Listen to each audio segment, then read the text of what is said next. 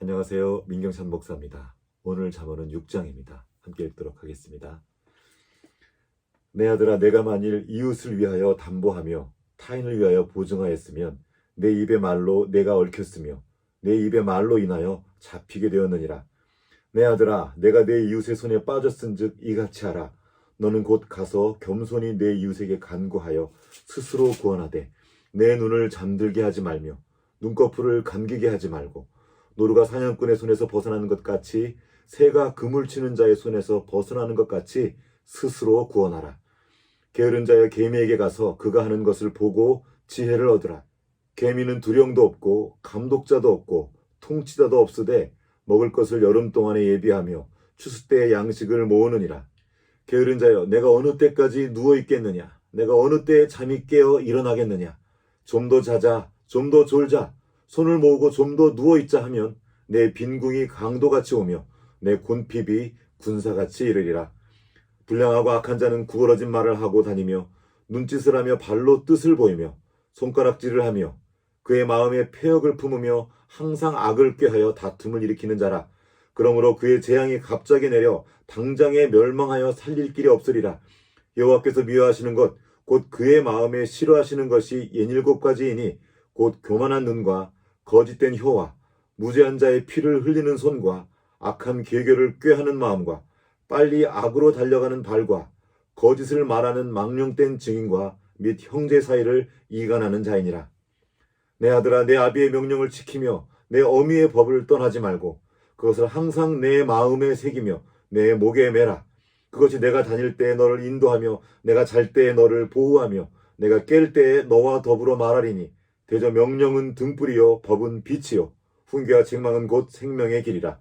이것이 너를 지켜 악한 여인에게 이방 여인의 혀로 후리는 말에 빠지지 않게 하리라. 내 마음에 그의 아름다움을 탐하지 말며 그 눈꺼풀에 홀리지 말라.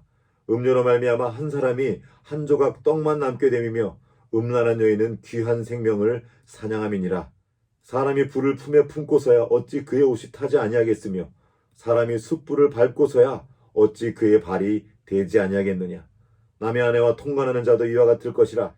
그를 만지는 자마다 벌을 면하지 못하리라. 도둑이 만일 줄일 때에 배를 채우려고 도둑질하면 사람이 그를 멸시하지는 아니하려니와 들키면 7배를 갚아야 하리니 심지어 자기 집에 있는 것을 다 내주게 되리라. 여인과 간음하는 자는 무지한 자라. 이것을 행하는 자는 자기의 영혼을 망하게 하며 상함과 능욕을 받고 부끄러움을 씻을 수 없게 되나니 남편이 투기로 분노하여 원수 갚는 날에 용서하지 아니하고 어떤 보상도 받지 아니하며 많은 선물을 줄지라도 듣지 아니하리라. 아멘. 오늘은 깨어나십시오라는 제목으로 말씀을 나누겠습니다. 잠언 6장 9절과 10절 말씀을 한 번 더 읽겠습니다. 게으른 자여, 내가 어느 때까지 누워 있겠느냐? 내가 어느 때에 잠이 깨어 일어나겠느냐?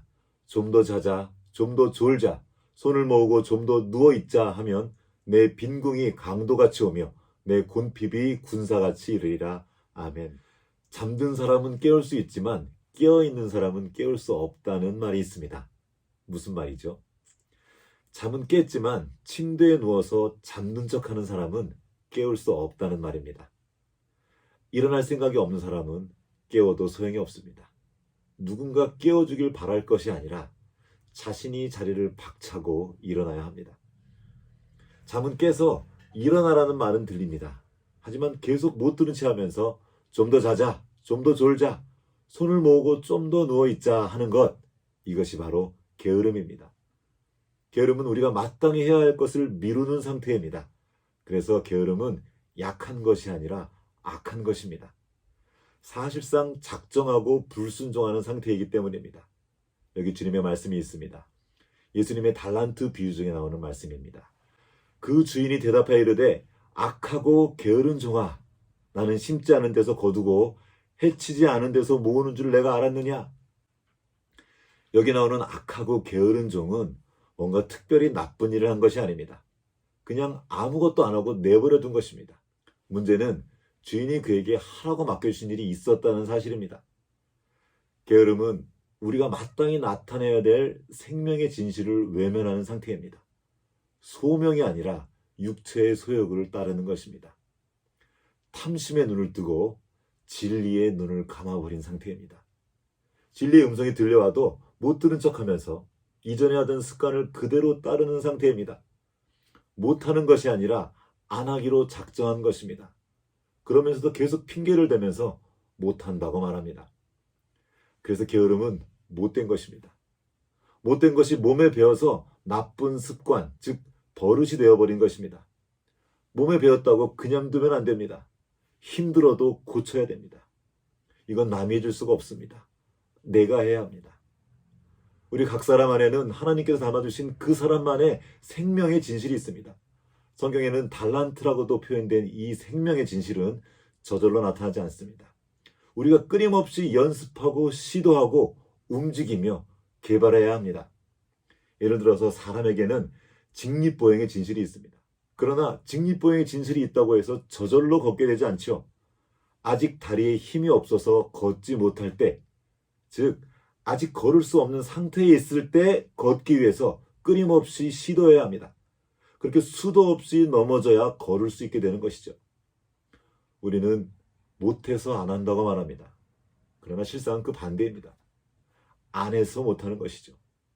뭘 잘하는지 알려면 해봐야 합니다. 하나님께서 우리를 만드실 때 자기 형상, 곧 하나님의 형상을 따라 창조하셨습니다. 우리가 상상도 할 수 없는 엄청난 것이 우리 안에 있습니다. 우리가 지금 당장은 할 수 없을지라도 하나님의 말씀을 신뢰함으로 겸손히 순종하며 움직일 때 어느 날 우리 안에 담아주신 그 놀라운 생명의 진실이 나타나게 되는 것이죠. 깨어나십시오. 못 들은 척하며 누워있던 그 자리를 팍 차고 일어나서 주님께서 담아주신 당신만의 생명의 진실을 나타내기 위한 그 작은 움직임을 시작하십시오. 넘어질 수도 있습니다. 하지만 그것은 실패가 아니라 과정입니다. 걷기 위한 근육이 생겨나는 시간입니다. 게으름은 약한 것이 아니라 악한 것입니다.